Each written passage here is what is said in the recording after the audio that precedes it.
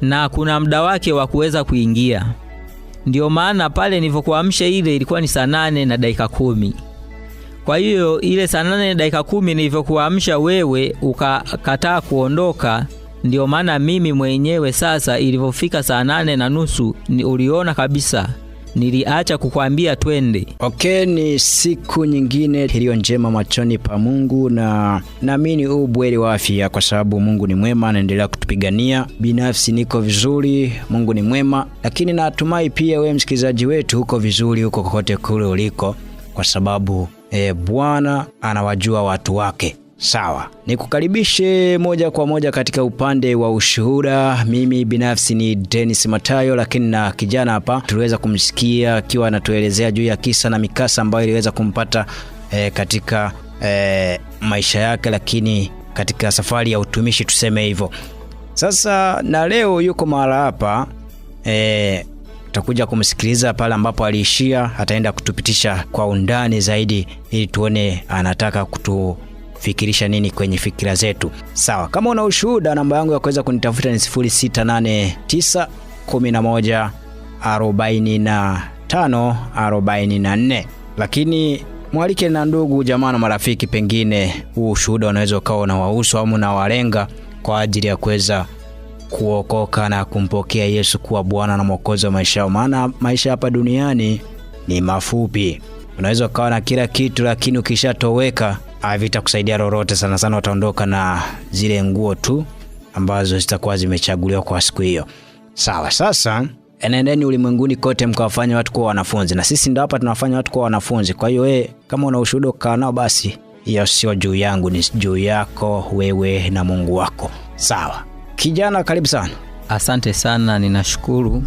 Jisikia amani kwa mara nyingine kuweza kuingia humu ndani, lakini unaweza ukatukumbusha majina yako, lakini tukaanzia hapo moja kwa moja ukaanza kutupisha kwenye ushuhuda pale ambapo ulikuwa umeishia. Karibu sana.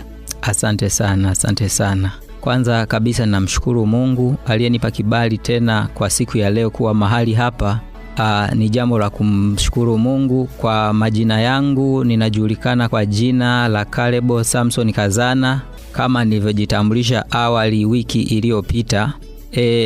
Nilijitambulisha vizuri nikasema ni mzaliwa wa mkoa wa Kagera, wilaya ya Biharamulo, kata ya Kabindi, na Tabora nipo kwa ajili ya masomo. Kwa hiyo namshukuru Mungu nimefanikiwa kufika katika studio na ninafurahi sana. Ndugu, tutakwenda kuendelea na ule ushuhuda sehemu ambapo tuliishia wiki iliyopita.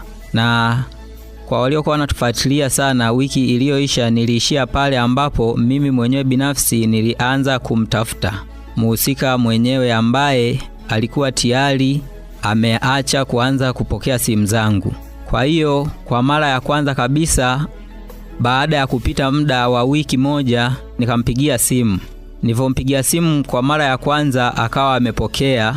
Kwa hiyo alivyokuwa amepokea yeye kwa wakati ule, nikamwambia siku ile ulikuwa una mpango gani na mimi, lakini hakuweza kunipa jibu kamili kwa mara ya kwanza ile. Akaniambia, wewe jua na uelewe kabisa kwamba ni bosi tu ambaye alikuwa anahitaji uweze kufanya naye kazi. Kwa hiyo kwa wakati ule akasema tuhamishe story twende kwenye story zingine. Kama nitaendelea kumuuliza maswali ya aina hiyo, basi atakata simu. Mimi sikuwa na haraka sana kwa sababu tayari Mungu alikuwa amekwisha weza kuniokoa na nimeshapona kutoka kwenye huo mkasa. Kwa hiyo niliendelea kukaa kimya. Wiki ya kwanza ikaisha.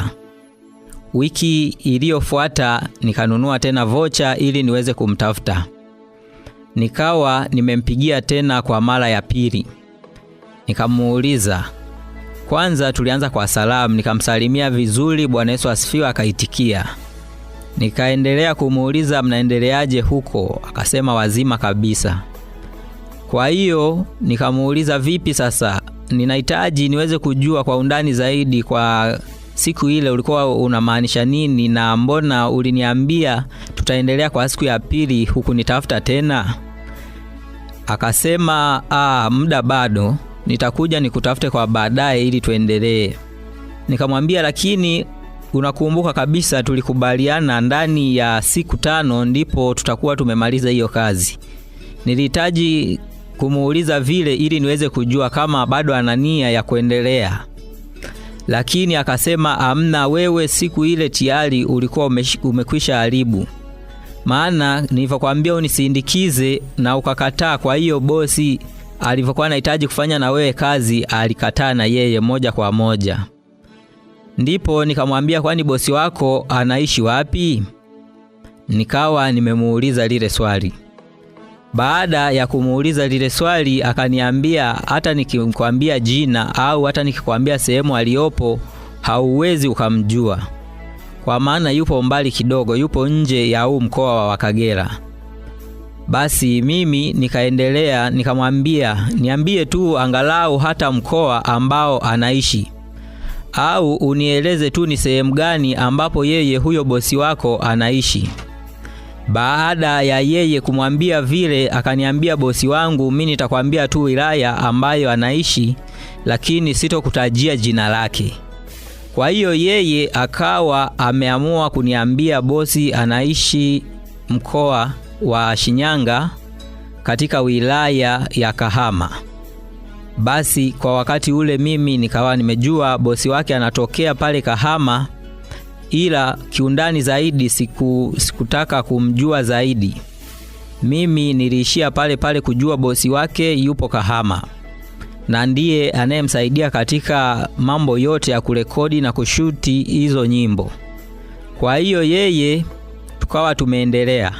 Nikamuuliza kwani bosi wako alivyokuwa ananihitaji mimi nifanye naye kazi ni kazi gani hiyo? Kwa nini haukuniambia labda tukaonana na bosi moja kwa moja ili kama ni kufanya naye kazi nikaweza kufanya naye kazi? Yeye kwa wakati ule akasema bosi aliona njia sahihi ni mimi apitie kwangu ili muweze kuwasiliana. Na laiti kama ungekubali siku ile kwenda sehemu ambapo tulikuwa tumekubaliana, ambapo nilikwambia twende, nafikiri ungemuona bosi wangu. Lakini kwa sababu ulikataa na ndio maana haukumuona. Na kwa kukataa kwako ndio kumesababisha na yeye akatae kufanya kazi na wewe. Ni kweli unafanya kazi sawa vizuri, lakini yeye alikuwa anakuhitaji kwa ajili ya kazi zingine.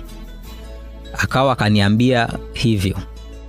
Ndipo mimi nikamuuliza kazi hizo zingine ni kazi gani? Yeye akaendelea kwa kusema hizo kazi ungekubali siku ile ungezijua. Kwa hiyo sasa kama haukukubali siku ile, na kwa leo nafikiri mimi siwezi nikakwambia ni kazi gani. Lakini wewe elewa tu hivyo hivyo kwamba ulikuwa unahitajika na bosi. Ndilo jibu aliloishia tena kuniambia. Akaendelea akakata simu kwa baadaye. Akasema kuna kazi nipo namalizia nitakutafuta. Ndipo na mimi nikakata simu. Wiki ikaisha. Wiki ya pili ikaisha, hakunitafuta tena. Baadaye nikaja nikamtumia meseji.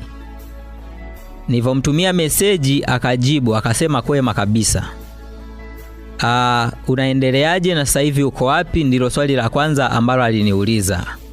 Nikamwambia kwa sasa nafikiri nimekaribia kutoka nielekee masomoni. Akawa akaniambia kama utapata muda ninakuhitaji uje hapa nyumbani kwangu tuweze kuongea zaidi. Nikamwambia nikipata muda nitakuja, ila nisipopata sitakuja maana ni safari imefika. Alafu ni kesho kutwa tu ninaondoka, kwa hiyo mambo yanakuwa mengi ya maandalizi ya kuondoka. Ndipo akasema nimekwambia ukipata muda wewe utaniambia, au wewe ukipata muda ukiwa nyumbani utanitafuta. Nikamwambia sawa, kwa siku ya kesho nitakuwa nina muda. Kwa hiyo kama utaamua kuja nyumbani we njoo, maana nitakuwepo kwa ajili ya maandalizi ya kuelekea shuleni. Hiyo siku ikafika. Nikasubiria mtu sikumuona. Nikasubiri sana hadi jioni sikuweza kumuona. Baada ya kutokumuona nikampigia simu. Nilivompigia simu akasema amepata dharura kidogo kwa hiyo katoka. Na akasema kama itawezekana kwa siku inayofuata tuweze kuonana. Alivyosema hivyo, nikamwambia kwa siku hiyo inayofuata hatutoweza kuonana kwa sababu ndio siku ambayo nitakuwa mimi ninaelekea shuleni. Akasema basi itakuwa sio vibaya, wakati mwingine utakaporudi tutaweza kuonana. Nikamwambia lakini kama ni shida au kama ni kitu tunaweza tukaongea tu, tunaweza tu tukaongea hata hapa kwenye simu tukamaliza. Akasema hapana, inahitajika wewe mwenyewe niweze kukuona. Nikamwambia kwa kuonana kwangu sidhani kama tutaweza kuonana kwa sababu safari imefika. Akasema haya, hakuna shida. Basi muda ukapita, siku hiyo nikaondoka. Nimefika Geita ndipo simu yangu ikawa inaita.